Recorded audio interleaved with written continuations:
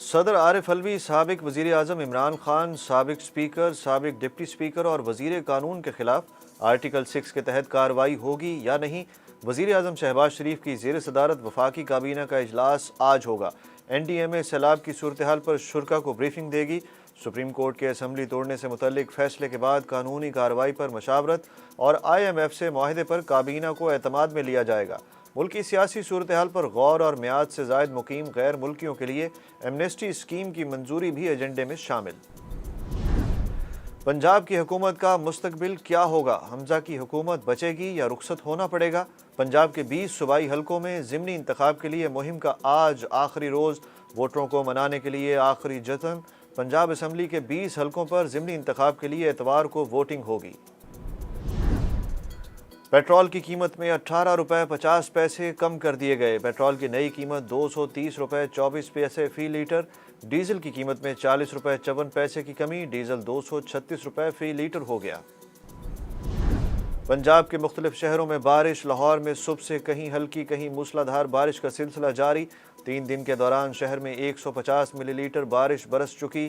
کراچی میں بھی آج شام گرج چمک کے ساتھ تیز بارش کا امکان، مختلف علاقوں میں بجلی کی فراہمی معطل۔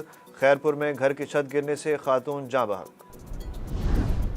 بلوچستان میں برساتی ریلے کے باعث مچھ ندی پر بنا پل ٹوٹ گیا۔ پل ٹوٹنے سے شہر کا زمینی رابطہ دیگر علاقوں سے منقطع۔ طوفانی بارشوں کے باعث ہرنائی، کوئٹہ اور پنجاب شاہراہ بھی کئی مقامات پر زیر آب آ گئی، ٹریفک معطل۔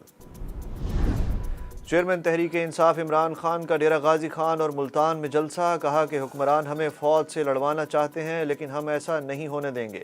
انہوں نے کہا کہ جب مراسلہ چیف جسٹس کو بھیجا تو کیا آپ کو تفتیش نہیں کروانی چاہیے تھی؟ سپریم کورٹ یہ تو پتہ کرواتی کہ ڈونلڈ لو نے پیغام کس کو دیا۔ سفارتکار تو وزیر اعظم کے نیچے تھا، پھر امریکی اہلکار پیغام کس کو دے رہا تھا؟ عوام نے 17 جولائی کو تحریک انصاف کو ووٹ دے کر کامیاب کرنا ہے۔ مسلم لیگ نون کے نائب صدر مریم نواز کہتی ہیں کہ عمران خان کو سپریم کورٹ کے فیصلے پر افسوس ہے لیکن آئین توڑنے پر نہیں۔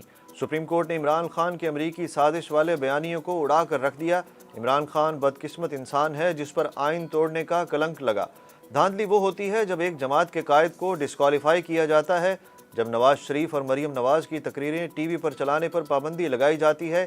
عمران خان تو دندناتا پھرتا ہے اور دن میں 3 مرتبہ لوگوں کا مغز کھاتا ہے۔ سعودی عرب میں منکی پاکس کے پہلے کیس کی تصدیق۔ سعودی حکام کے مطابق دارالحکومت ریاض میں بیرون ملک سے آنے والے شخص میں منکی پاکس کی تشخیص ہوئی۔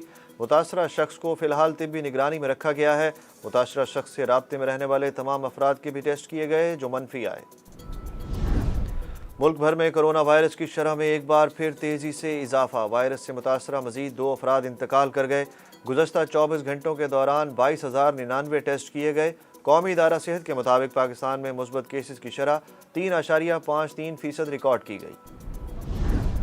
اور دنیا کے چوتھے امیر ترین شخص بل گیٹس کا کہنا ہے کہ میں دنیا کے امیر ترین افراد کی فہرست سے نکلنا چاہتا ہوں۔ یہ بات انہوں نے اپنے رفاہی ادارے کو $2 ارب کی امداد دینے کے موقع پر کہی۔ انہوں نے کہا کہ مجھ پر فرض ہے کہ میں اپنے وسائل معاشرے کو لوٹا دوں۔ بل گیٹس نے 2010 سے اپنی دولت خیرات کر رہے ہیں اور اسے مسلسل بڑھا رہے ہیں۔